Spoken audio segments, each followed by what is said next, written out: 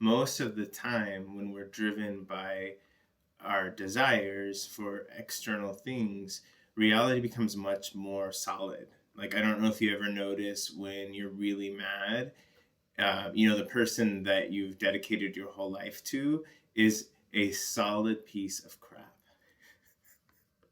And it's very hard to connect to the fact that I actually like them.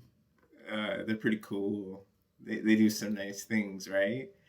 So making our mind more subtle is really powerful to start to experience the real nature of reality, which is our basis of perception, and how this can be twisted or changed or enhanced or improved or damaged based on ourself.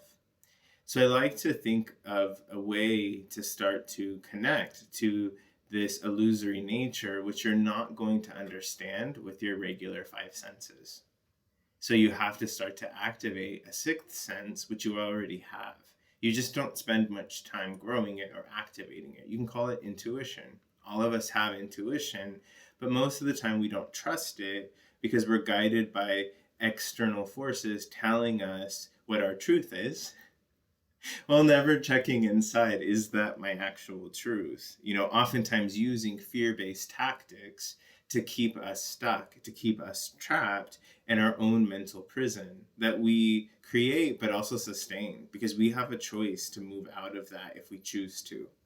So I like to think of resonance as a good introduction to the illusory nature of reality, developing emotional resonance. One thing that I noticed collectively is, I think as a people, we're moving out of truth, hard truth, into emotional resonance. One thing I see with the political climate is that, I have friends of both sides of the spectrum and friends in the middle that just don't care. And every single friend that I have is a really good person, actually, a really good person. But they resonate more with a certain energy of a certain group.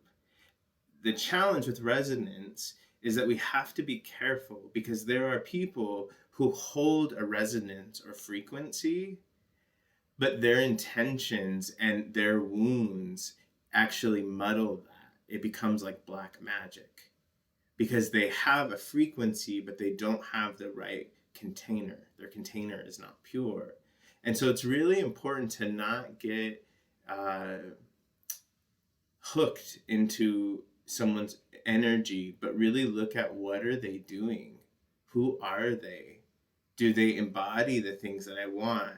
And not just becoming kind of intoxicated by resonance. So I hope that that's a helpful kind of pivot into this more magical dimension of reality, that you'll actually find what you're looking for, because it comes from inside, not outside.